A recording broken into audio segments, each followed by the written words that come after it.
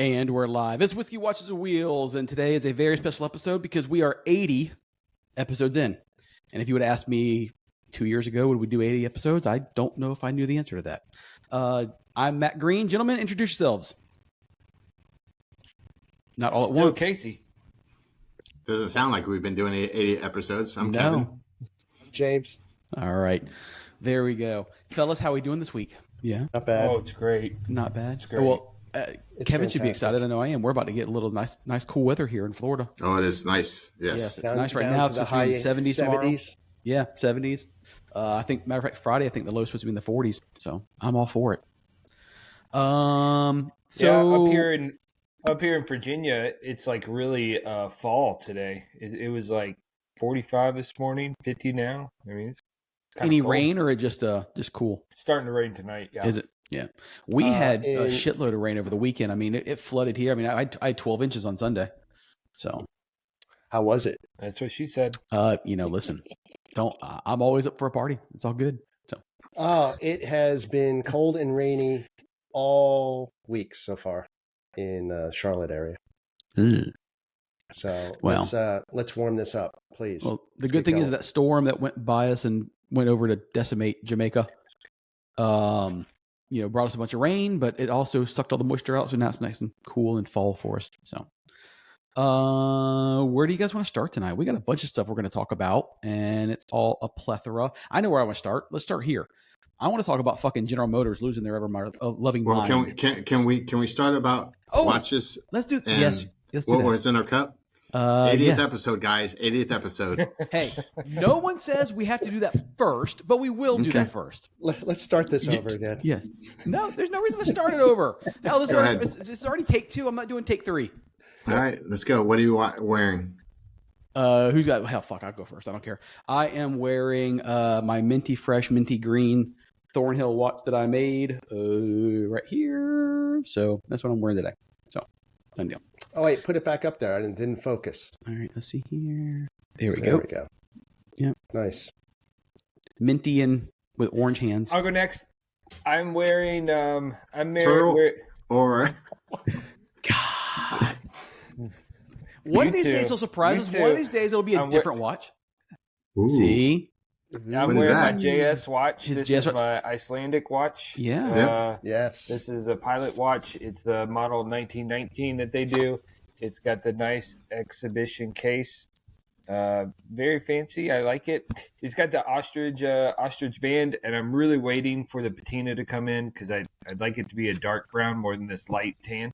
But I enjoy this watch, and the memory of Iceland is pretty great. So all together, good times.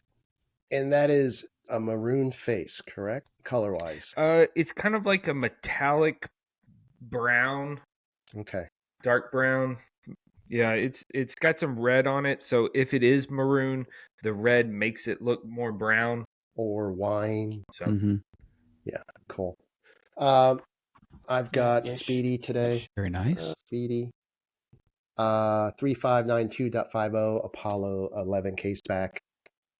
Circa 1992. It's got some really nice patina on it. I don't think it's coming through there, but you see the nice little warm. Very cool. I have a cool watch today, I think. James turned me on into this, so let me see if I can pull it up here. Okay. there you go. Ooh. There it is right here. I love it. I like. So this is a Seiko, one of their off brands. You can see as I'm turning, it's got that cut face kind of. Mm-hmm. Let's see if I let it. Is that an Alba? It is an Alba, yes. Yep. Let's see if they're it focuses. Cool. I love Albas. It's Yeah. So it's model V7335 Alpha 40, circa 1996, and that's an automatic. Actually, it's a quartz. I take that back. So it's a pretty cool little watch. It's JDM only. Mhm. He told me about these watches, and I was like, "Oh, I've never seen anything like that." And then I got this from one of our guys in Australia that does options, I think. Nice. It was brand new. It had the tags and everything. And now that I'm using my little app that I have, let's see what I paid for this bad boy. New old stock. Yeah, new old stock. And it doesn't see if I put the price on here. Nope. Don't Yes, ever I put don't. the price in there. Yeah, I don't have. You don't Well, want I to like know. to put. I like to put. And it's not expensive. I like to put what I paid. This way, I know what if somebody wants to buy it. Mm-hmm. Then like, oh, okay. Yeah, because I don't want to be losing money on a watch, so I don't have what I paid for this, but I don't think it was very much. So fun fact, like that spoon watch that I have, that's a sub brand of Seiko. In certain markets, they would make the same watch and market them as an Alba or a spoon, depending on the market. So like the same watch that I have, I've seen it with the spoon logos on it or the Alba logos on it. So they made it both ways. That's cool. Nice. Yeah. Depending on the Yeah, market. I think how I found into this is because I wanted a Seiko. What's the one with the buttons on top? A bullhead. Bullhead. Bullhead, yep. So I went crazy on this watch that had tags and everything. I was like, oh, cool. I bought it for the same guy, and I get it, and it was an Alba, and I was like, wait a second. It was like one of my first or second purchases and I was like, this isn't a bullhead. It looks just like it, but it was an Alba, and I was like, oh man. I mean, I think I paid a little bit too much for it, but it was brand new. So, Well, you'll be ahead of the game when everyone gets tired dude, of Seiko. those things are cool, man. Who cares? Yeah. They're cool. They're very cool. So what are we drinking? Yeah, what are you drinking? I'm drinking Diet Mountain Dew. Vintage. See, Casey, have you had this? I'm going to be drinking here. Old Dominic, single barrel, straight, 7-year. Oh, we're going to have a fun podcast today because it's 123 proof. Yeah. Oh, we Jesus. get Yeah. Casey Jr. over there. So it's a barrel pick from my buddy, Integrity Lift. He does it with Cummings Beverage Mart out of Georgia, Cummings, Georgia. So mash bill is 83% wheat, 12% corn, and 5% barley out of Memphis, Tennessee. So let's see what this bad boy tastes like, but you guys can. DSP, what is that? Is that the? It's a distiller number. Mm-hmm. Oh, okay. And it says what the barrel proof entry was, which I've never really seen that before. 110, it came in at 110. It went in at 110 and came out at what? 123.77. Nice. All right, so while you're pouring that, I'm drinking some Pikesville rye. This is out of Heaven Hill. One of my favorite things to put in old fashioned, so that's what I've got in my glass right now. But it's 110 proof, really good stuff. Nice everyday rye whiskey if you can find it, which is becoming more available now again because it's a good shelfer. Nice. I am drinking Jameson Crested, which I've had before here. They don't sell it here in the States, so I ration it. But it's raining out, and it just kind of felt like an Irish kind of evening. So he currently has it in his lap as well. So yeah. Before you guys hopped on, me and James were talking. All of a sudden, he goes, "Oh shit!" He knocked his entire glass over. So it happens. This old Dominic is pretty. It's got some heat down at the top and at the bottom and in my stomach. A lot of definitely color to this. Tastes really sweet. I think I like this. I mean, I don't know where I got this bottle from. I actually pulled this off of my shelf, and I think it's one of my employees. He's going to be listening to this. And he's going to see the bottle, so I'll put it back over there. He's been bringing like bottles and stuff. He's the one who gave me the bottle last time, and I brought it back to him. I was like, hey, thank you for this. So I actually bought him for letting me drink, I don't know, I said a little bit, almost a quarter of his bottle, some Evan Williams, bottled and bonded. So I said, hey, let me turn you on. And that's how we kind of all met at the liquor store when we were talking to Casey. And he was like, pick something. And that's what he picked. And we drank the shit out of that bottle. So I gave him that. And I said, and it's funny thing that you guys, you know how we talk about bourbons and stuff like that. And, you know, he's trying to get into the game. And he's like, yeah, Kevin. So I drank it neat. And he went in. The story's probably going to be wrong, but I'm going to tell it because it's my story. But he went in and some guy was talking. He's like, oh, he goes, yeah, I pulled a Kevin. So he's like, how many ounces as you pour? Whatever it was, 2 ounces. Yeah, give me that neat, please. He goes, I didn't even look at the price. I was like, well, that's what you got to do. Just, hey, and you look at it when you get your bill. And I think he was talking about another story. He's like, yeah, I ordered just Turkey 101. And somebody was like, oh, good. That's a good. I'm like, yeah, you'll get respected. Don't worry. There you go. So Yeah, that was the story. Now tomorrow morning he'll probably tell me that's not how that went down, but Yeah, That'd be but fine. not Correct you. not that Turkey 101 is some hidden secret, but is it? What are you saying? It's like a little wink, wink as far as no, yeah, I decent think choice. so. I think it's kind of like irrespective. Like when somebody, Yeah. they're like, "Oh, what's your favorite?" Like all around, anybody can say, "Oh, I'll take a whatever age, Yeah. Knob Hill 25 year or something, or Knob Creek, whatever." But if you just go, yeah, like an everyday Wild Turkey 101, and I drink a lot of bourbons, or I'll drink at Evan Williams, bottom of the shelf. That's like, James, when we had that, we were very surprised by like, an $18 bottle, how good it actually shit. tasted. Yeah. Yeah. Oh yeah. It was a late night. Yeah. And I think just the company, like I said, like with all of us drinking, I think drinking bourbon is also the company that you're with and, the fellowship that you're having with your buddies and stuff like that. So, yeah, I did have some today, Parker's heavy charred, like 15 year or 12 year.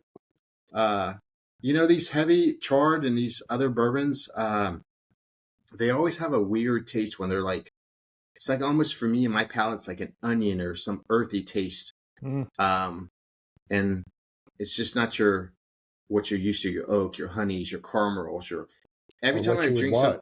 Yeah, every time I drink something that's, I'm like, ooh, this has a weird taste to it. Like, I don't really particularly care for this. So this one's pretty good, though. Yeah, I think bourbon went through, during this last boom of some like gatekeeping, where in order to drink bourbon, you had to be drinking this expensive high dollar stuff. And if I feel like the normal everyday bourbon got kind of shunned. And the thing to remember is that those are everyday bourbons because they're fantastic and they hit the mark every single day. And so I don't think, as James, you said, like everyone should know Turkey 101 is fantastic, but most people, in my opinion, haven't sat down and just poured a glass of Turkey 101 neat because it's not good enough. Because they're chasing or at what least was that's what I reviewed, feel. right? Yeah. Right. Or they're checking the dollar. They're tasting, Yeah. just because it costs $200 or $300 doesn't necessarily mean that it's Well, for me, it's not so much what you're drinking; it's the fact that it's what's bringing everyone together, as you were saying, right? So it's no different than, say, going to like a Cars and Coffee or something like that. Yes, we all love cars, but in the end, we're going there for the social aspect of it, right? The camaraderie. Yeah. Right. So I think it's the same thing with bourbon. And if you can pull an $18 good bourbon off the shelf and enjoy that without worrying about it lasting or worried about who's drinking how much of it, then it's just the right choice. And that's something that you just don't get when you're drinking like LaCroix.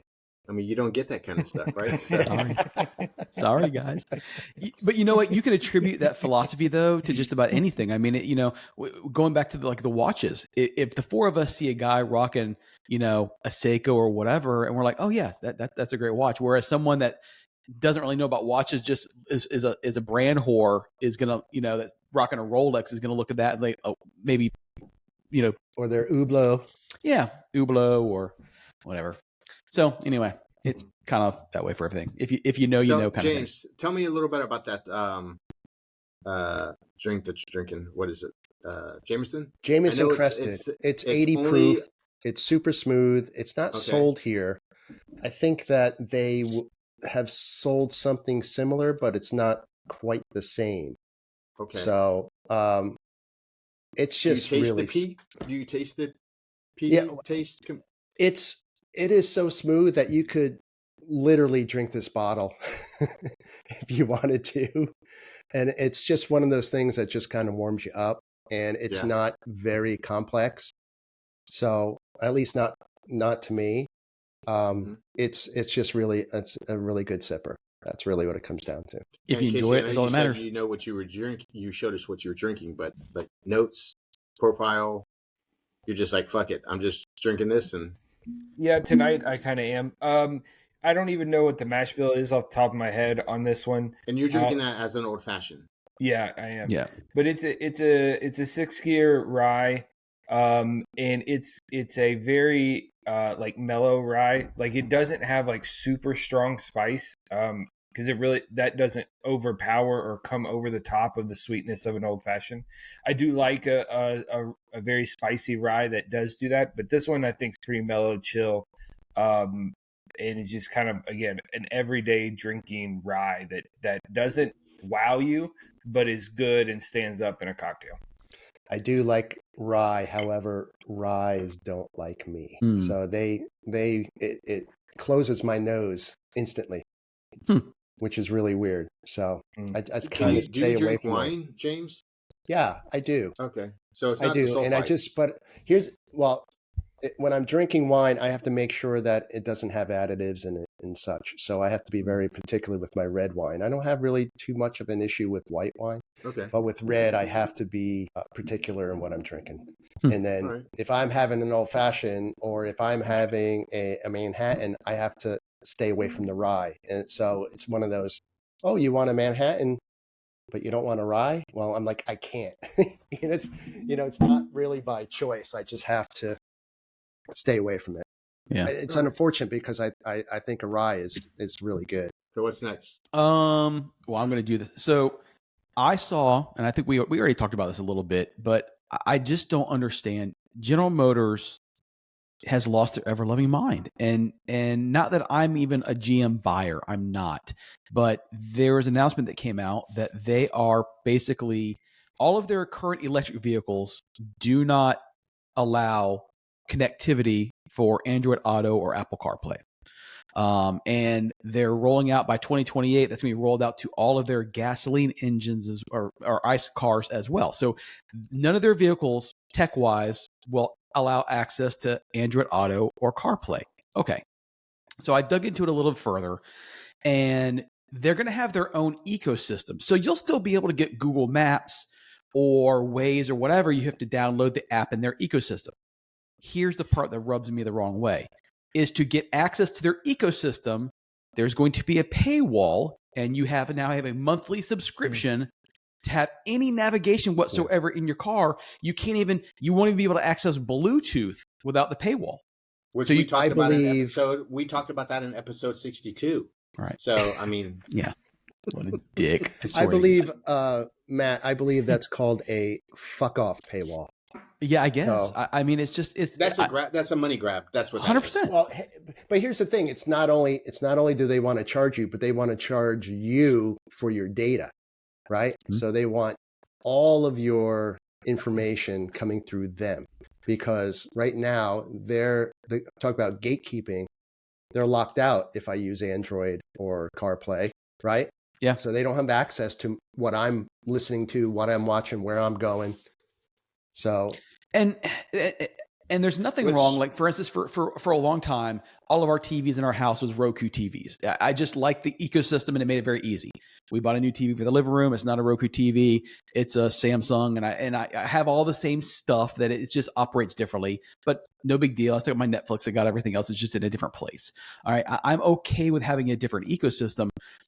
I just think it's stupid not to allow that, because for me, I utilize I use CarPlay all day long. So for me to be getting my vehicle, going to my next meeting, and automatically it syncs to my calendars, and I can take a Teams call right there on my screen while I'm driving, it's vital for me. And they're not going to allow any of that. Well, GM's saying it's safer too, and that we all know that's a load of BS. Yeah, that's bullshit. But Exactly. Remember, we talked about this, and I think it was episode 43, where we talked about BMW charging money for the heated seats. That was at least 2 years ago, so it might have been episode 20 something or 10. Could have been. Or all the above. Or all the above. None of that has come to fruition. So all that Major pushback. They were talking about, you're gonna to get it, it's gonna be like a Tesla, right? Yep. To get this on the BMW, they're rolling out all the stuff. None of that shit has came through. So now I do. Well, they did roll it out into like test markets, and then I think they guess recanted on it though. I The think they did pushback too. was And so then- bad that they took it remember away. we did talk about this before. I think it was Ford, where they were. I don't know what episode it was. I mean, I'm gonna say it was like 20 something. Who But, knows? With the um, advertisements? Yes, yeah, with the ad advertisement, Yeah. right? Mhm. That was it. I know that was a year ago. Yeah, it was. It was last year. We have not seen that neither. So Well, these manufacturers are hurting, and you hit the nail on the head, Kevin, when you said that it's a pay stream for them. It's a way for them to get incremental income. but we're not idiots. No, We're of course not, We're and we're not going to deal idiots, with it. So no, we're not. So I think they can put whatever they want on there, but I really think that I don't think it's going to. I mean, we'll see. But so far, all these things that people were doing, it was like clickbait, and like people were kind of, oh, we're going to do this, we're going to do that. I haven't seen any of that stuff. And let's not forget that the third-party aftermarket geniuses that be will overcome this. I mean, you have Absolutely. my Cayenne, which is 958.1. You can pull that unit out, clip a board in, and have CarPlay on that screen. You can do that on the 997 Doing generation. 997. Yeah. You're right. And I mean, there will be workarounds, and I'm fine with workarounds. But there's a difference in having a 20-year-old car and have a workaround than buying a 2025 and needing a workaround immediately. That's Well, where it not rubs only me the wrong that, way. it's just that the Yeah, average car price agree- is I hit agree with- $50K. Yeah. So anyway, that was that. Our main topic for tonight, and Casey brought this up last week in his drunken Oh stupor. God, he just doesn't remember. Yeah. no. But Casey, So, it was towards the end of the episode. We're going to get halfway through this little part, and he's going to be like, "Why the hell are we talking about this?" Well, he brought up a very good idea, but it was at the latter part of the episode when he was feeling no pain, and but it was great because Casey and I are lucky enough to have water cooled cars, but Kevin and James have both air cooled and water cooled, and so he was wondering, hey, kind of what's the main differences between driving an air cooled versus a water cooled and all that kind of stuff. So we figured we would give Kevin and James a little bit of time to talk about that and see why they like them and what they find different about it. Well, I did I think I'm going to be visuals. on par with James, but go ahead, James. I did visuals. So Because remember, James got me into this air cooled. And I still remember the time, St. Augustine, I know where he was sitting. I know the conversation. I know everything about this whole thing. So he's the reason why I got into air cooled. A lot of things I don't like about James. This one I like. Yeah. Wow. I love it. 20 minutes in. Yeah. 20 minutes in, and we're already attacking each other. You need to drink that a little bit more, James. Well, technically, wait. Tell me about this conversation. Remind me of this. So, St. Augustine, you were sitting by the door in that the most expensive chair that I have out of all my furniture. I was telling you about, hey, I want to get an air cooled. You literally said, hey, my buddy Dave's got one. It'd be a great car. I think I can get a good deal for you. I said, oh, and let me show it to you. It had a whale tail. You proceeded to tell me about the Weissach and tell me all about it. And there was only 500 cars made. And I think we were drinking old fashions at the time. Mm-hmm. And that's usually how my spending happens. And I was like, oh, yeah. So we're talking and then you're texting and how much money. And then, at one point you were like, okay, hey, I think I can get you in. We can buy the car. And I think that was in, Casey, were you at that? Were you there? Was it I'm making the old fashions? Probably. I think you were making the old fashions. Yeah. So that would have been Memorial Day. Yes. Right? That's in Memorial Day. I got the car on Father's Day. So I flew down, got it on Father's Day. And long story short, got the car. Dave Asana Works did full interior. Was only supposed to do a top end rebuild. Ended up being a full engine rebuild just because of some issues that we had.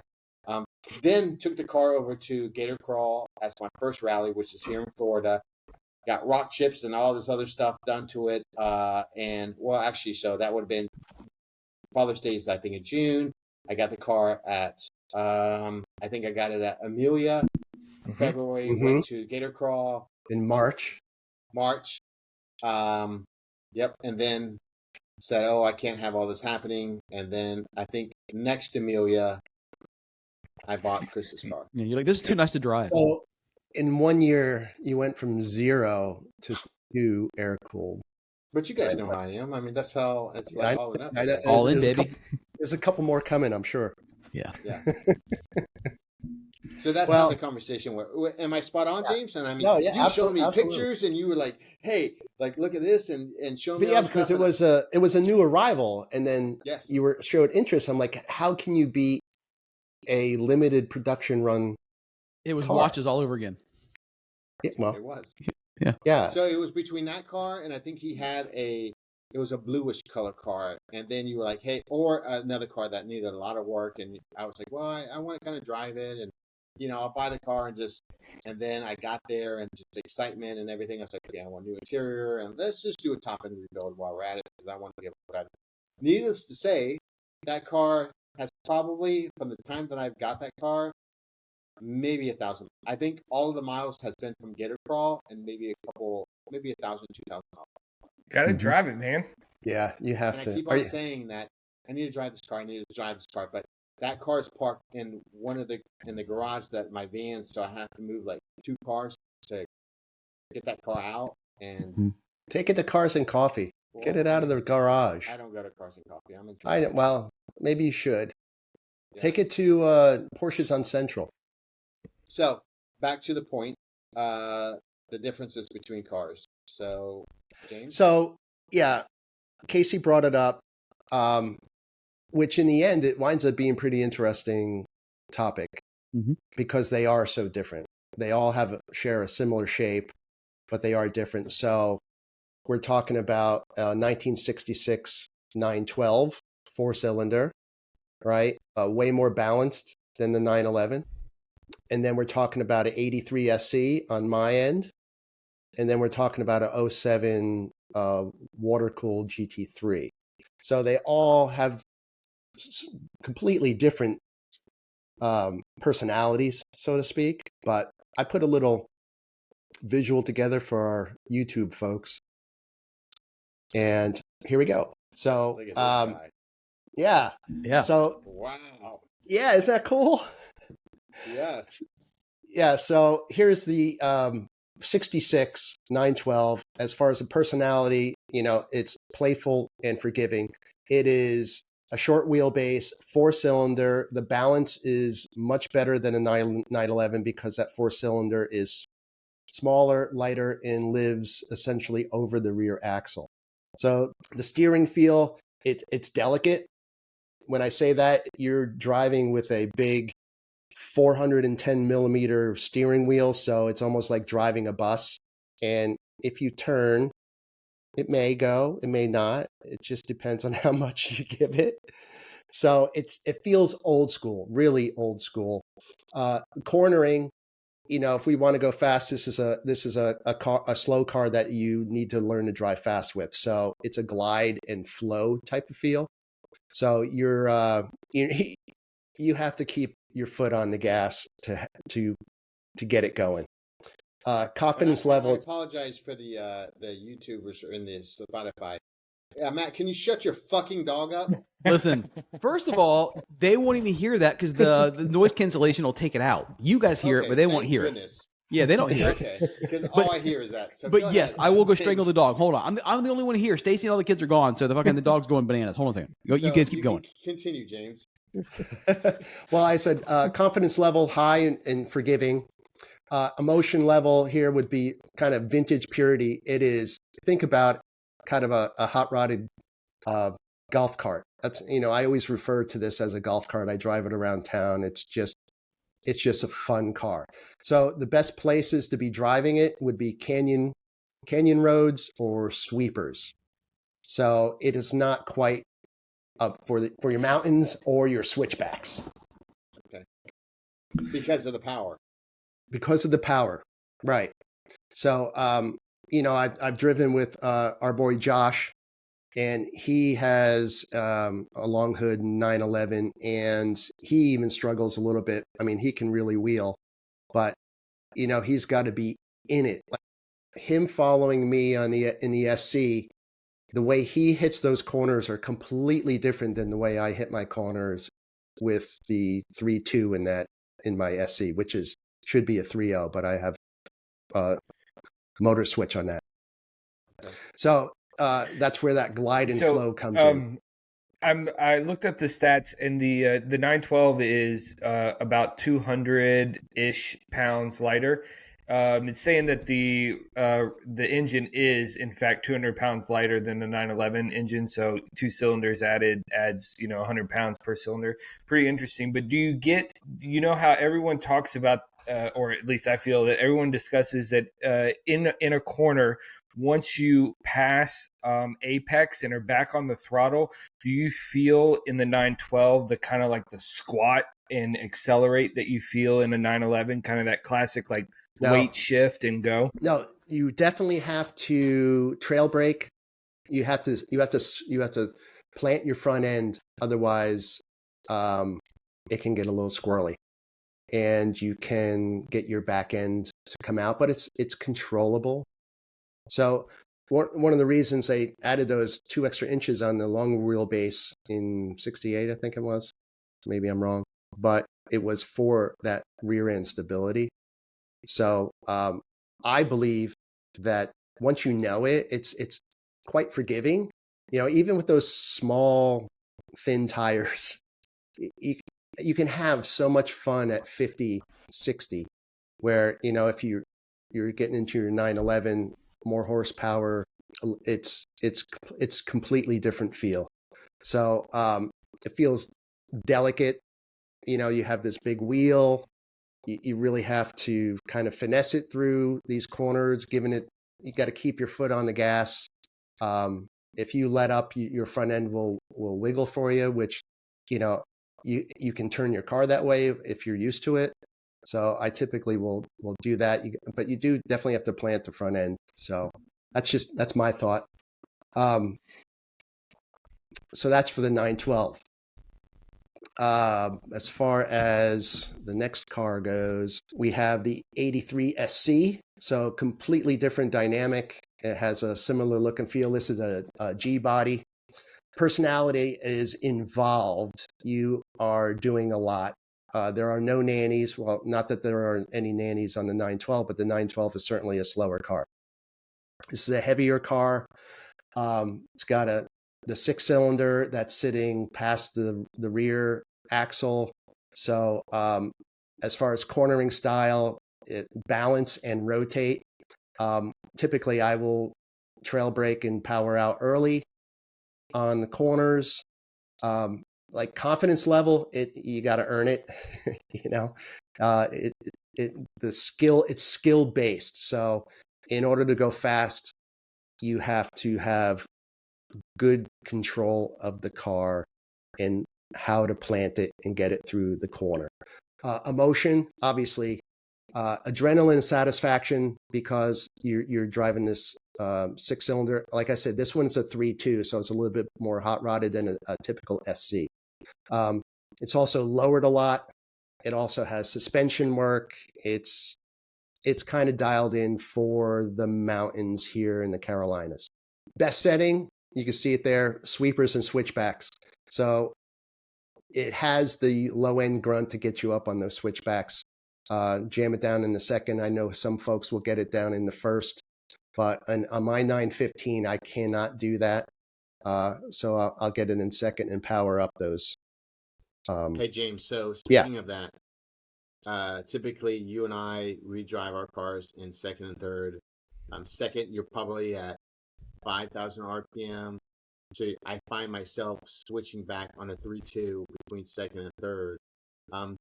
Do you find yourself, and you're like, so I know you especially, you'll keep that thing at second. Like if we're going, like if it's inclined, me, I'm a little more like, okay, I'll put it in the third. What's the difference in your 912? Do you have to? Well, the power band isn't as great. Right. So my first 912 had a 5-speed dog leg, so you were in second and third constantly. This one here has 4-speed, so they're super long, and I'm a second and third all the time, and their second is long, so you can be in it quite a bit, but I find myself in third more. But then again, I'm not doing switchbacks. I'm not taking that car to the mountains. So apples to apples, it's not. Okay. It's not. And I'm And I looking wonder how at that car would fare, like if you did take that car through the same rallies like Target Carolinas. What gear you would be in? I would assume you would be in second gear the a whole lot, time, a lot. opposed to which Yeah. knows if that's good for the motor. How satisfying is that, right? Right. I don't know. So I would say that I would rather drive the 912 in Virginia's sweepers more than North Carolina's switchbacks. All right. So I can see that because we've talked about the 912 being a vibe, and it's just there for kind of a good time, but not really technical. right. And then last but certainly not least, this is probably the largest jump of the cars is going to a 997.1 GT3. So you feel free to jump in, Casey, since you essentially have built Yes, a he has. GT3. But I find this car, the personality is precise and pointed, as I would say. The steering is really sharp. It's a hydraulic steering, so you point it and it goes. Cornering style, attack and commit. You have to trust the car and know what it can do. What's amazing to me is the lack of body roll. It has some, but compared to the other cars, it feels like it's flat out. Your confidence level, it's high. The more you get used to it, the more you dial it in, the more time you have behind the wheel. But as far as emotion, wide-eyed performance, come on, it's a GT3 and it does crazy stuff. I would say the best setting, obviously track and mountains. It has all the grunt for the mountains that you need. And for the track, obviously it was built for the track. So that's kind of where I see it going. Anything to add, Casey or Matt, on your 997s? And then really, Kevin, with your 991 GT3, that's the next step up. Go ahead, Casey. So I have not spent any hard driving time in an air-cooled, minus probably about 10 laps in a 993 dedicated track car. I took you down the garage on. That was close. That was close. But I think the 997 chassis is incredibly stiff. And so I have kind of like pre-engine suspension track time and mountain time, and then post. I do think that with the age of the cars now, the suspension needs to be gone through. I think the bushings are getting tired, especially with any sort of mileage. I think the sway bars are getting soft, those sort of things. And so that's why I was asking a little bit about like that butt shift that I call classic 911. But again, I haven't spent enough time in an air cooled to know definitively. But when I got my car out first on the track, it had I bought it with 20,000 miles. So, 25,000 miles on it. It still had like the shift. Once you got to apex and got back on gas, you would feel the weight shift onto that outside rear tire. And it was a kind of cool feeling, B, both settling and unsettling, because I'd never had a car chassis like shift or feel like it shifted that way. But at the same time, you knew that weight was shifting back onto that tire and you could just launch. So you go into a corner, you get the rear end to rotate a little bit and then accelerate, and you just like launch off that back tire like a sprinter coming out of blocks. Mm-hmm. That's really a good feeling to have. But you have to build up to that. After getting the suspension done, 100% agree. But then after getting the suspension done, the car is a lot more flat. It's stiffer in a positive way, so that when you're trailing into that corner, and the way my car's set up currently, or the last time I drove it, you come in, the weight is really shifting onto the front end. The rear gets light, and you almost like, again, I drive it very similar to how I drive my motorcycle, but the rear end gets a little light and you can feel it kind of wag a little bit. And it's not bad, but the steering, you have to control the rear end with the front, with the steering wheel, and And you're you can, basically backing it into the corner, as we right? call it. Yeah. And you can, and I totally dig that. I totally dig rotating the car by lifting and having it rotate. The rear end easily rotating, but it's super controllable. Yeah, and you just power it up with throttle. And then and you're marching down, you're kind of come backing it into apex. You get to apex, you roll back on throttle, and it plants and goes. And I think that's one of that transition, I think, is why I love the car so much. The acceleration is great, the overall handling is great, but on track, and I can think of specific corners where I really get those good feelings, is backing the rear end down, and then it lifting, rolling on the throttle, and launching. And that, to me, is classic 911 and why you want the car. But it's extremely stiff. You see the pictures of, the But you have a water cooler. We're talking about your 997. Correct. Absolutely. Okay. Yeah. And I can't talk about, a GT3 engine performance. Of course, mine is very different, and fantastic in similar ways, but different because it's not a true Mezger engine. But I think the chassis is amazing. The 996 generation, it adds just a little bit of stiffening and performance on that. The 991 gen is, of course, a totally new chassis and, improvements. Again, spent zero time in that, so I can't really, talk about it. But so I spent I did the 3 days. I said that last week as far as foreign goes. I spent the 3 days essentially getting that car dialed in. It had New Orleans on there. As I said, Mike has New Orleans, and so he was kind of in the same situation I was in. But each run was better and better and tighter, and then I could start to understand how you hit that corner, right? And then you trust it. And, Paula was in there. She goes, I don't even have to place my feet down because we're not rolling at all. Even though we're going quite quick through these corners, and you just keep building up confidence more and more once you know that car. So for me, coming from a 991S and then going to the 997 GT3 on the S, bigger car, heavier car, the suspension isn't set up like that. You get a lot more body roll. And I enjoyed that car. I love that car.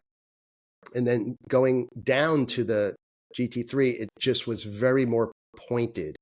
And it's a different steering, and you turn it and you're there. So I had to get used to that. And then I also took out a 991.2, and you can see GT3, and you can see the huge leap, not only in size, but just what that car can do with rear steering. I mean, Right. it kind of blew my mind, right? Mm-hmm. Kevin, you had the 991.1 GT3. So And I'll touch a little bit of base. Like, I don't have any experience on a 911 or 912, but I've had many Volkswagens. So, and all my bugs have been slammed or pretty low with big CC motors. I wasn't a track guy, but I did used to drive the hell out of those cars, 4-speed. Same thing like you said, James. Long gear, second gear. I mean, it felt like forever. Third gear felt like forever as well. And I still remember those because it was early in my driving career. But the 1980 and 85, between the 3.0 and the 3.2. Now, I can't say that they're with the power, because the 3.2 is set up for the guy who owned it before, Chris. He did everything to that car. JRZ suspension, everything tear it. I mean, it's pretty stiff. I'm running, 200 tread wear tires. It's actually lower than like Euro spec. So that car is, for me, the most fun to drive, just because, like James said, you're always kind of in it. I will say the most fun car I've ever driven, maybe because I've had more seat time in it. I can't really No, I won't say that because the 991.1 GT3, I was so confident in that car, even though it did have rear steer, that I could kick out the back and I could straighten it back out and know where that car was. Like I would just drive it with one hand. The power, I mean, it would pick up and go. Same thing like you said, James. I mean, you point it, you know exactly what's going. Now, the 992, again, I don't have a regular 992. I have a Manti 992. And I will tell you that car, it does have rear steer. I've talked to Albert, who has a 992 as well, GT3. He said the only time you're going to feel the true capability of that car is at the track. I don't like that car as much driving it around and just even with these because it's so stiff. I actually feel and hear my tires picking up when I hit a little bump. I hear that squeak, and it just picks up in the tire grabs. Taking it to Porsche, they took the whole suspension apart. They greased all the fittings because they heard it as well. I don't necessarily think that it's the car. I think it's just the suspension. It's set up so stiff, just like, and I have been in a cup car, and it kind of does the same thing. It's just, I mean, it picks up, and you see them like if you've ever gone to any Daytona or a road or land, you see those cars just bouncing all over the road. Which is fine if you're a race car driver, right? That's what you're dealing with. But when you're on the road, just in normal driving, you don't want that. So in that car, you're again only going to feel that when you're on the track. Me driving that car every day, like if I'm just cruising around, it's the most boring car ever to drive. I hear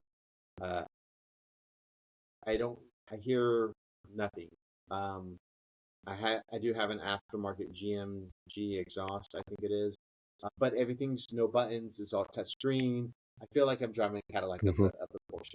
Too much tech. I feel like driving James Micon because everything you just touch. Where at least before with the 991.1, hey, I could touch the buttons. You didn't have to look down. You knew where everything was. And I felt more one with the car, like a go-kart. Whereas the 992, I don't feel that way. Is that because you've put substantially less miles on it? Or seat time? The seats. When I went from just sport buckets to now Recaro seats with harness and a roll cage, I don't have that in this. I mean, when you're strapped down super tight, you feel every little thing. You don't move. You're you're moving with the car, right? So, but the 911 85, I have regular just Schulman seats, fully different driving experience, and I don't know, it's because maybe I want to be more engaged in driving. I feel that that's probably the most fun car to drive. The 3.0, I don't feel like it has the power, like the oomph, the low end oomph. Yes, and I've actually needed to take that car in to get it actually lowered. So that might be and that has the least amount of drive time in it. But I would say the 991, probably the most drive time in it, probably the most comfortable car I feel to go in the speeds. But the 85 is the car that I enjoy the most. And I'm building this one guy's car, and I told him he's got a 992.2, I believe, GT3 RS with Weissach package, everything. And I told him, your 993 is going to be probably the most fun drive car. And he even said I enjoy that car already before you even doing anything to it. So now, to you guys' point, would you guys say that that's because I have PDK cars? I don't know, man. I think that the experience I've had with Ashley's Cayman, which is a 17, the PDK is a lot of fun. And if you're manually shifting it, is it as engaging? No, certainly not. But are you still engaged? It adds a lot more engagement to the drive than I thought it would. And I was truly surprised by that because I thought I would really not enjoy driving it other than like the speed aspect of, the shifts are so fast and tactile, But I do think that a PDK experience, when you're driving it aggressively, can be a lot of fun and engaging. Now, only use the paddles. Have you used a shifter to instead? Because I find myself that I will go into, and it's so smart, it automatically does it. If you don't have that clutch, I'll find that I'll be in like fourth gear or fifth gear or sixth gear, and I'll forget at a stoplight. I'll forget to downshift, and I'm like, oh crap, I forgot. Oh well, the car took care of it for me. So the thing about PDKs is that the plus minus is backwards from the other, the slush boxes, which I drive every day in the Cayenne, and I use in manual shift mode only. Because I think the auto is really really bad, and I've made the mistake of trying to upshift and hit it and like what go, and then it's not, of course, downshifting because it won't let you do that. But yes, I've used both the gear selector. I prefer the paddles, but I also like when I use it in traffic. The Cayenne does the same thing. As you approach a light, it will automatically shift back down to, well, my Cayenne just goes to second gear. The Cayman will go down to first gear. I like not having to think about that. But driving aggressively, I want it to be total control. And don't tell me, James, because you had the 991. Did you use paddle? Did you use the gear shifter? All mine were manual. Yeah. Oh, okay. Right. So on the 991, it had the rev match. So which was great. I mean, that was like a cheat code too. It made everyone feel like a race car driver. That's for sure. If you had that. How I drive my 85. I'm like, if anyone listens to me when I'm driving my 85, and I'm like I'm doing it with my foot, doing it the same because I'm used to that in a GT3 car like a 991 or 992. Even though a PDK is not like that, it doesn't. But I'm like, hey, I have to. I don't know, just do it, just because my exhaust is out too. So what's funny is coming back from these rallies, I essentially did 2 rallies in 3 weeks, and then you come back and I find myself putting in the clutch on the Macan that doesn't have a clutch. He's just like, oh shit, it doesn't. You know what I mean? Yeah, I did that literally 3 weeks ago driving my Durango. And Stacy goes, "What the fuck are you doing?" I locked up the brakes in the middle of the freaking highway. Yeah. So, well, I tell you that rear wheel steering is absolutely insane. Like, especially if you drive back to back. So much. It's amazing. Yeah. So it is I was bizarre. lucky. I'm sorry to interrupt, James, because I can't quite hear. But when I rode with Connor at Farron last year, his whatever car we were in, 911T, I think it was, or an ST, whatever. 992. You could really feel that. You could really feel that rear wheel steering coming in the tight corners. It's kind of a weird feeling. Like you're rotating in a single spot is what it felt like to me, or rotating around your seat. Super cool. Obviously, Connor's a fairly good driver. He didn't kill us. But driving that car or riding in that car at speed, I mean, it just felt planted and fantastic. Connor was quick in foreign.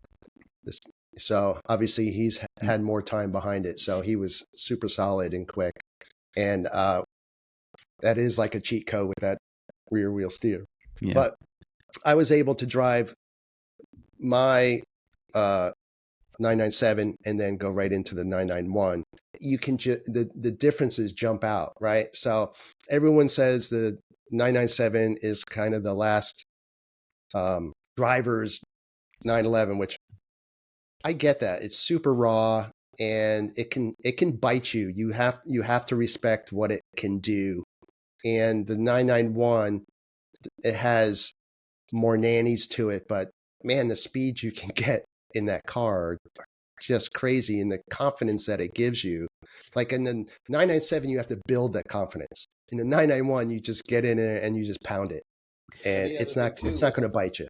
So James, with a 997, your GT3 car, you don't have a button to push traction control, do you? Oh, you guys Yeah. do? Yeah. We have a PASM button or PSM. Yeah. Mhm. So I wonder if the traction control, like none of us really drive our cars in the mountain without traction control. Like, So the 997 generation, there's 3 different steps you can take to reduce your traction control. Standard mode, no sport mode, PSM on, that gives you the most. Sport button reduces traction control to a level, and then PSM, holding that button down, having that go off, that reduces it to the lowest level, but it never completely goes away.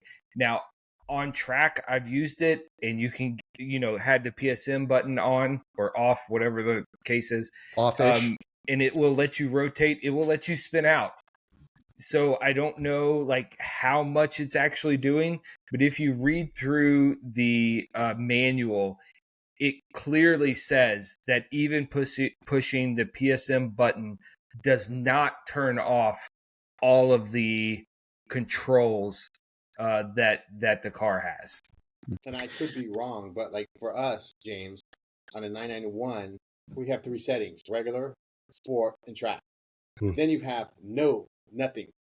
So the track would probably be like your no PSM, Mhm. where I put mine in nothing, and it's like, I mean, it's all over the place. Like you just punch the car and it like kicks out, like super easy. I can't even imagine driving a car with no traction control. Because the track control, I put my car in But you track do. mode and You do. You drive your 85 like a wild man without Yes. any nannies, without no power steering, no ABS. without ABS, none of that stuff. And I mean, I think, the 912, slow car, drive it fast. You're going to learn a lot doing that, right? You step up into, a 911 air cooled, and you're going to go much faster speeds, but you're also going to learn where that limit is and when to touch it, when not to touch it, and if you do go over, it will bite you. It will, you lock up, you're not stopping. You're just going. But I have found that the 911 brakes, I wanted to upgrade my brakes on my 85, and No need. surprisingly, no need. Yeah, that's exactly right. Pads and fluid. But I mean, it's not a 6-piston. I mean, it's a 2-piston. Like, do you attribute that because the car it's not lighter, super light? Yeah, but I mean, I just think that Porsche has historically done a fantastic job designing their brake systems, and you don't see people changing, specifically on the 911s. You don't see people changing out the calipers for something, for Willwoods or some other Brembo systems. Are there people doing that? Sure, I can go on Rinlist or Facebook or whatever and find people that are doing it. But when you go out and you look at those track cars, look at the really fast guys on track or whatever, they've got a stock piston setup. It's fluid and it's your pad selection. Yeah. And I was that guy historically on Miatas and other cars that would change out, try to find the biggest system that I could put on there because they were inadequate. But the system on the 911, outside of the stock brake pads, don't take those on track if you're faster than novice because you will blow through them. But that system is really, really good. So one thing that I wanted to touch on is that's why I really love my car. And what I mean by that is that my 997 is a base model. All right. So it really is kind of like the hybrid between an air cooled and these GT3s, because I'm down on horsepower from a GT3. It comes factory 325, but I have sport headers and everything else. I'm at 350. But because it's a base, I don't have like the sport mode. I don't have all this stuff. I literally have a PSM and that's it. So really? I don't have any of that crap.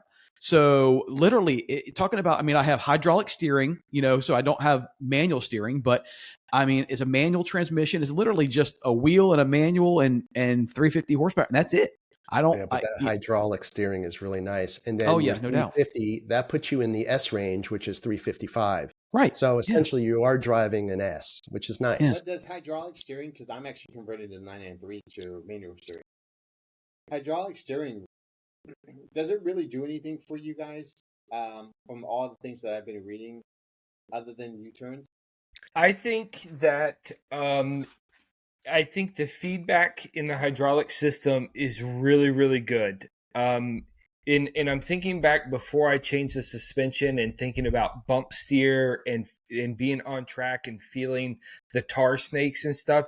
There is a lot of feedback in that stock system. It feels really, really good. In a corner, when you get the car turning, you can go just thumb and middle finger on there and you can feel what the tires are doing. You can feel what the road is giving you. So I do think that the system is fantastic.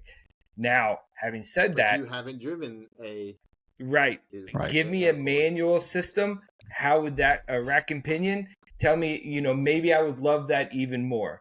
What I am concerned about, and I'll say this, I don't know if we're going to have time for it this evening, but my car stuff, I'm being pushed to go to an electric pump system for my car to get the pulley off the engine, free up some space, and 3 horsepower or whatever to go to an electric pump.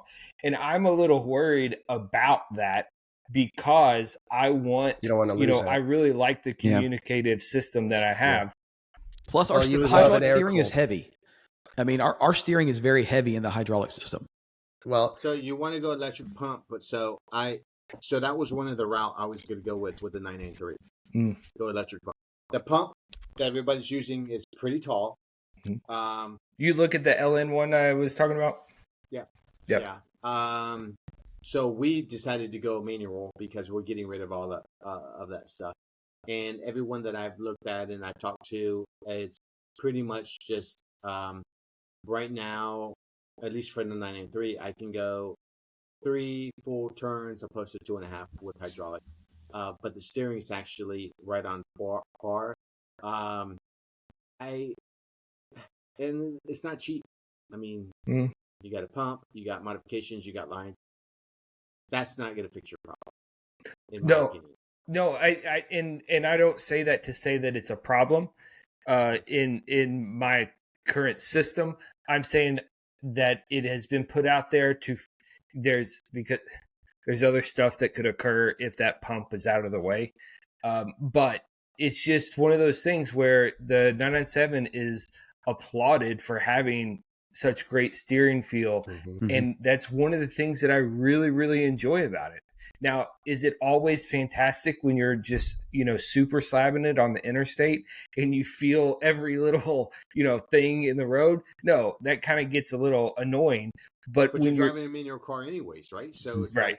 Exactly. Right. But when you're driving aggressively, it is a fantastic part of the experience. It's all those negatives that you talk about, they all kind of go away when you pick up the speed. Yeah. And you really wrangle that thing. But, Casey, it's another reason why you need to get into the air cooled, because all the things that you were liking about that 997, and that's what you're going to get in a G body with the steering and all of that. So can we touch a little bit on that, Casey? Like, why are they saying go to a, this is a good segue because I think we covered everything about differences of air-cooled and water-cooled. So it was a suggested mod to decrease the amount of draw on the engine because I'm trying to build. I hate even comparing it to a GT3 because I think that's its own thing in and of itself. I'm trying to build my version of my car. And you want really all the power that's out there for you. We know that having that parasitic drag on the engine of a pump is, a negative influence on that. But we also, I also experienced the, what I'll say, failure, quote unquote, of, a bolt backing out of the pulley and having to deal with that on a rally. Now you take that pulley out of the system, that's one less thing to fail, and whatever. But you still got it. You still got it. To your point, you still got an AC pulley. Absolutely, and I will not be getting rid of my AC pulley. Hell no. So no. Right? Yeah. So is it 6 of one, half dozen of another? I think so.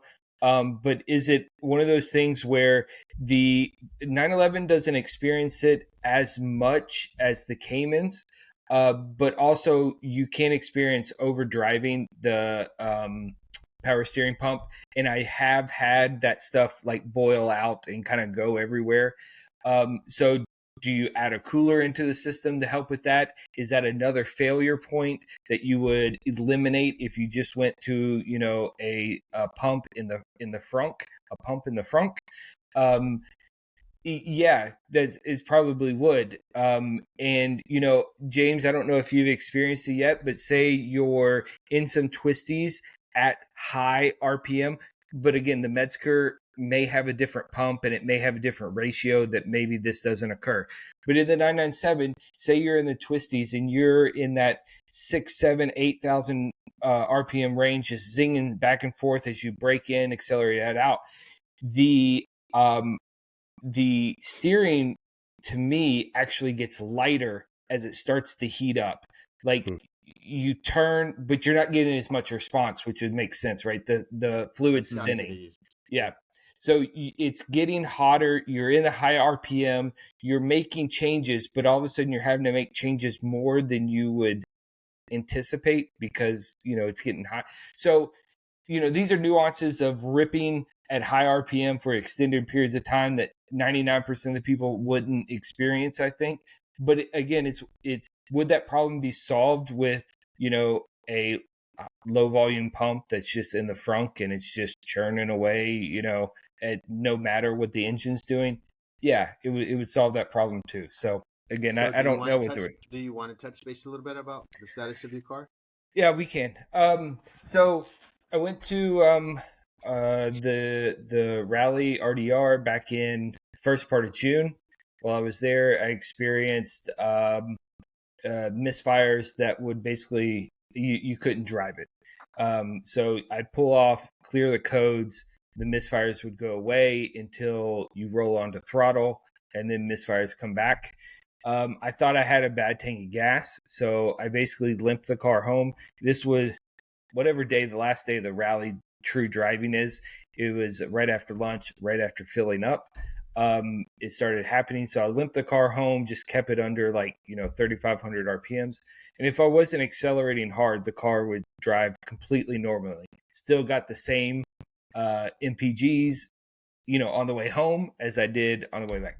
So anyway, so I come home, I start diagnosing the car, and I think I've said it a couple times or talked about it a little bit here. Pulling the fuel, emptied the fuel tank, changing the fuel pump because that's where it got built in. Episode 64. Changing coils, yeah, changing coils and plugs and bullshit after bullshit after bullshit. And, had extensive, I've actually learned a lot about diagnosing an M9X engine because what the computer says and then what it's doing cannot always match up. So it's been an experience of learning this stuff. Long story getting longer. I couldn't figure the problem out. Builder and I were on daily communication of trying to problem solve this. He's sending me parts to put on. Nothing's communicating the way we expect it to, yada, yada, yada. So I take it down to one of his partner shops, which is in his old building in Cleveland, Georgia, thinking that possibly the clutch and flywheel, dual mass clutch, right? There's springs that connect the two masses. Those can be out of balance and allow one of the masses to slip too much in relation to the other and can throw off the crank position sensor, causing misfires. So went and had new clutch, new flywheel installed, all of that perfectly balanced up, put into the system, and still same issues. We then ran the engine with the transmission out, and we had significant play in the whole clutch flywheel parts, right? So essentially, there's either the main bearing that holds the crank as it comes out of the case to the flywheel is failed, or the crank itself has failed. Wow. Don't know yet. The engine should be getting torn down in the next couple weeks. But such is life, race car things. So it's disappointing, frustrating, but completely, builder is completely on board with making everything right. And that's obviously good news. And all will be well as far as I'm concerned. So Well, that's I'm good. going to give you, I know I'm heavily opinionated on this. No, not you. Yeah. No. Casey, your car, you have a lot of money into the motor. Mhm. And my belief is the builder pushed the motor to the maximum. You wanted GT3 performance. And Yeah. I believe he built a GT3 Cup car motor. That being said, a typical engine rebuild on a GT3 Cup motor, pushing the horsepower and the RPM limits, is 50 to 80 hours. You have 120 hours. At from the least. motor. Oh, I've got So- 11,000 miles. Yeah. Okay, so that being said, there will be, and I've been waiting to say this, that being said, there I think is going to be a time where you need to figure out, do I have a GT3 Cup car engine? Or because I don't think you're going to be able to get the reliability with the horsepower and the red lines that you have on your motor. So it's either going to be, this is going to be a track car, because I don't think you're going to be able to get the reliability with the rev points. Yeah, and Kevin, you may well be true.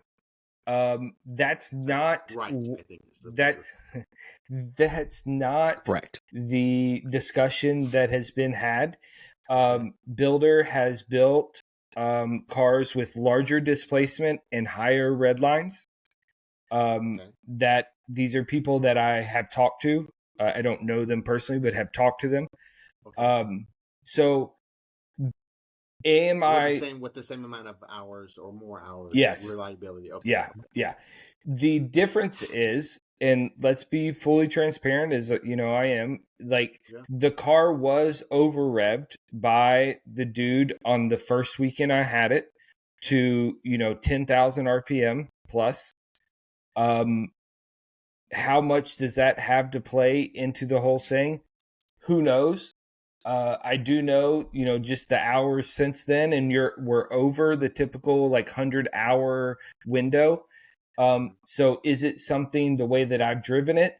I hope not, because I would call that a fragile engine, because I think I'm just a dude driving the car. Do I drive hard? Sure. But, made for that. You're not at the track every fucking weekend. Correct. No, and when you're in the Correct. mountains, you're not And it banging on the should red be. line And every single time and that's either. why I went to it. Right. Oh, I Yeah, we disagree with that. In the mountains, Yeah, I we am. are. but the reason I went to this builder is because this is the way I want to treat my car. And if it comes out that we need to lower the red line to 7,500 to make it last forever, so be it. That's not what I necessarily want. But if that's the way it has to be, because I can't afford to do this every 2 or 3 years, right? That's Right. stupid. So we're going to do it another time. We're going to do it hopefully better and, make corrections. But I am afraid that I don't quite know enough to say, are these corrections, or was there a problem when the engine spun up to, 10,400 RPMs, which would have been the range 5, on my DME. So you're muted, buddy. There's people driving range 5s all the time in a lower, again, your rev wouldn't be that high. Right. So yes, I see the correlation there, because a rev 5 in a stock car, what It's is like that? 8,400, something like that. 8,400, Yeah. right. Yeah. Okay. And mine is we made the red line $8,000. There are plans to do the DFI engine, lifters, which would be solid lifters, get away from the hydraulics, which would allow us to spin up any higher, which is what I've asked for. But now But you can also look at floating the valves. You can Right. look at bent valves. right. So those all go in hand too. Yeah. So, hey, Yeah. I got no hydraulics anymore. Now I can potentially be floating the valves or bending a valve. Right. So there's a lot of moving parts, as you all well know. And I honestly am not upset by the whole thing. I'm frustrated because I've missed, another summer and fall, winter, spring driving my car, but I'm not upset. The financial part is upsetting, although I don't even know what that is going to be, because I believe that it will all be taken care of. But it is frustrating that I made the mistake of letting some clown drive my car, and that's what I mentally go back to is you can't let people drive your car that you don't trust will make things right no matter what happens. But that being said, you could have had me and James drive and shit happens, right? So don't be bad, because hey, we're both experienced and shit just happens, I couldn't get it in, so don't. And I know you don't beat yourself up about it. Like, shit happens, right? So, it can happen to anybody. And like you said, I don't wholeheartedly believe that the guy intentionally. Let me see how hard this. No, just missed a gear or however it took place. So shit happens. That's race car life, right? Mm-hmm. Yeah, you're all welcome. That's what I'm trying to keep in mind. Yeah, we just want you to have your car back and enjoy it. Yeah. That's really what it is. 100%. So the engine's being torn down, cracking the case. Yep. We'll tear it down, diagnose it, see what happened, and we more or less know at this point, or at least the gut feeling is that we'll get a new crank at the very least, and which will stroke the engine at that point as well. And I know that there's new oil pump gears that are going to go in, which will obviously, these cars are difficult to cool sometimes, so that'll help with that, and a few other tidbits of stuff that I've learned that has been improved even from a couple years ago. So we'll figure it out. It'll be fine. It's just frustrating. Talked about the bearing, because I have because you're my friend, I've talked to a lot of engine builders. Granted, they're not Porsche engine builders, but they've all said, I highly doubt one mini ship is going to bend the crank. I totally agree. And there's virtually been talked about the bearing. We have discussed that, and again, it's not broken down yet to know definitively. Okay. But that's the whole thing's got to come apart either way to replace that anyhow. Yeah. But there's very, very little internet talk of a 997 crank bending or breaking. It's really just not out there. There's maybe one or two on the whole history of Rennlist, and that's a long time and a lot of people. So, and I think you're going to break a rod before you break. Well, but it's going to be catastrophic. Mm-hmm. Broken correct. Rod, broken piston, and broken correct. And I think my rods are actually like Honda K rods, like they're super strong. So anyhow, what I'm saying is that the crank is likely not definitively the problem. It's probably a secondary system, because that people have spun up these engines on racetrack, and they still use the same stock crank, and so it doesn't make sense that 200 ignition beats over range 5 would ruin this crank. So okay. So no ETA on? Nope, absolutely not. No, not yet. Okay. And if we remember back to when this was going on the last time, it's true. Who knows? Yeah, it is what it is. When it's done, it's done. Like this podcast tonight, it's done. It's done. Hour and a half in, we're done. So cool. Anything else, guys, before we part ways?